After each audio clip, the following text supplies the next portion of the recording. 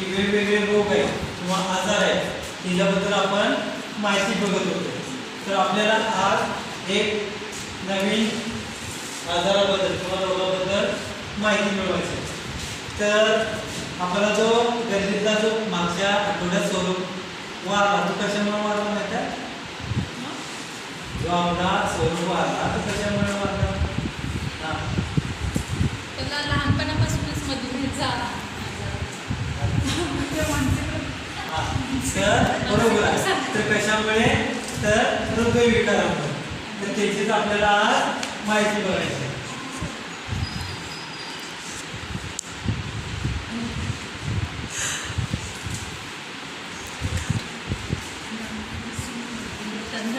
तर हृदयविकार म्हणजे काय माहिती आहे तुम्हाला? इंग्लिश शब्द सगळ्यांना माहित असेल. हार्ट अटॅक म्हणजे काय? हार्ट म्हणजे हृदय आणि अटॅक म्हणजे त्याच्यावर जो अटॅक होतोय, प्रेशर येते, त्याला काय म्हणतात आपण? Heart attack. म्हणजे आपली जी तरुण पिढी आहे ती सगळी हार्ट अटॅकना म्हणजे ती गमवत चालू आहे. आणि जे आपली जी म्हातारी लोक आहेत ते अजून पण चांगले आहेत. तर मग आपल्या आणि त्यांच्यात काय फरक असेल? आहार. बरोबर. सगळ्यात महत्त्वाचं काय असतंय तर आहार.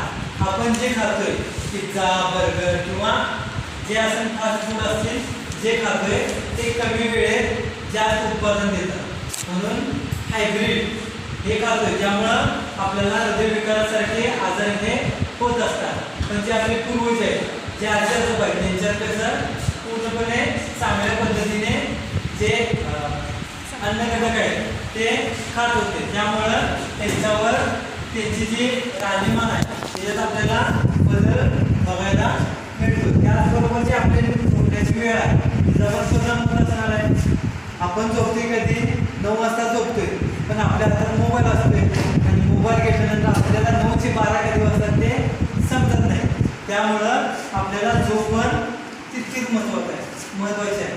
जर आपण या आजारापासून लांब राहायचं असेल, हृदयविकारापासून लांब राहायचं असेल तर त्याच्यासाठी आपण सूर्यनमस्कार पण दररोज उठून करू शकतो.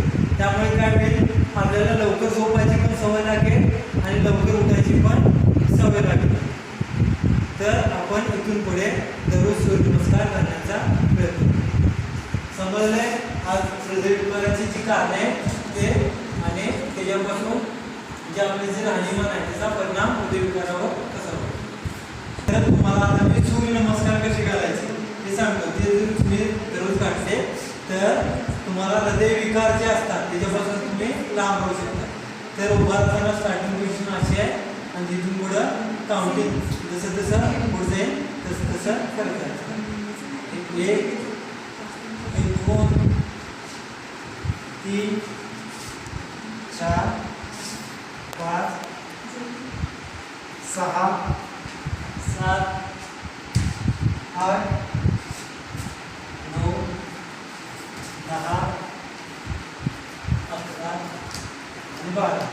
याप्रमाणे तुम्ही दररोज सूर्यनमस्कार घालून तुम्ही हृदयविकार असू दे किंवा यासारखे जे वेगवेगळे आजार आहेत त्यांच्यापासून लांब राहू शकताय. तर दररोज करताना सूर्यनमस्कार